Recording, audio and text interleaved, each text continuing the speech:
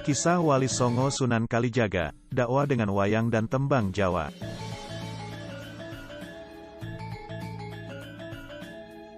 Sunan Kalijaga adalah tokoh penyebar agama Islam yang populer di tanah Jawa, khususnya Jawa Tengah. Ia berdakwah menggunakan metode yang sangat lekat dengan budaya masyarakat Jawa pada saat itu. Wali Songo memiliki peran besar dalam sejarah masuknya agama Islam di tanah Jawa. Sebagai pelopor Islam, kisah Wali Songo saat menyebarkan ajarannya patut menjadi suri tauladan bagi masyarakat. Dikutip dalam jurnal Wali Songo, Wali merupakan sosok yang memiliki kelebihan atas kedekatannya dengan Allah Subhanahu wa Ta'ala. Wali menjadi wasilah atau perantara antara manusia dengan Allah Subhanahu wa Ta'ala.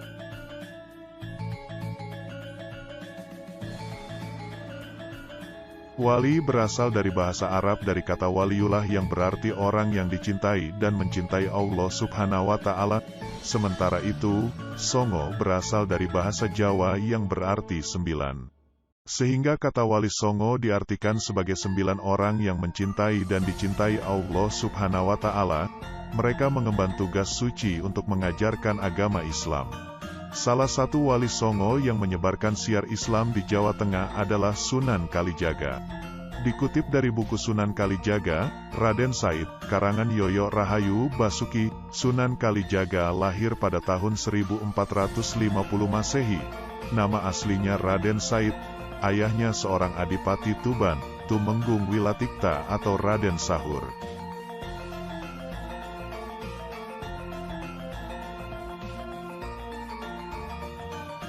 Sunan Kalijaga juga dikenal dengan Lokajaya, Syekh Malaya, Pangeran Tuban, dan Raden Abdurrahman.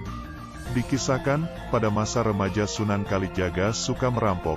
Menurut berbagai sumber, tindakannya dilatar belakangi oleh ketidakadilan yang dirasakan rakyat kecil karena mereka harus membayar pajak atau upeti.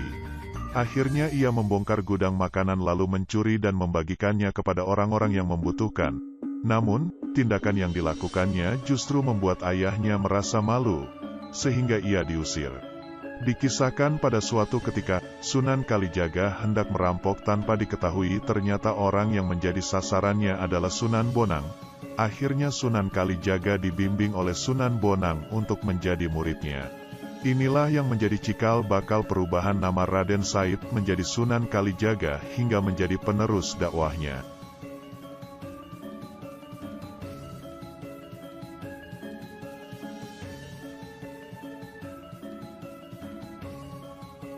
Dalam berdakwah, Sunan Kalijaga menggunakan metode yang lekat dengan kehidupan masyarakat.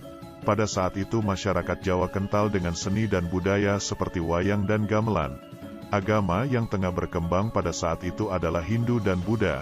Sunan Kalijaga pun gemar mempelajari ilmu mendalang dan seni kasustraan sebagai bekal strategi dakwahnya. Tradisi masyarakat itulah yang kemudian dimanfaatkan oleh Sunan Kalijaga sebagai jalan dakwahnya. Ia memasukkan ajaran-ajaran Islam melalui lakon, kisah, pewayangan yang diiringi gamelan Jawa.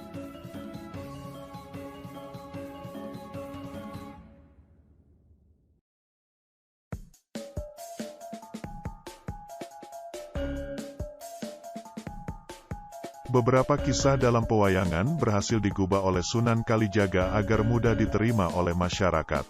Selain wayang, Sunan Kalijaga juga menyebarkan ajaran Islam melalui tembang Jawa. Di antara lagunya yang terkenal adalah Lir Ilir, Turi Turi Putih, dan Lingsir Wengi. Karya lain yang ditinggalkan Sunan Kalijaga adalah Serat Dewa Ruci, Kitab Suluk Linglung, dan Kidung Rumekso Ing Wengi.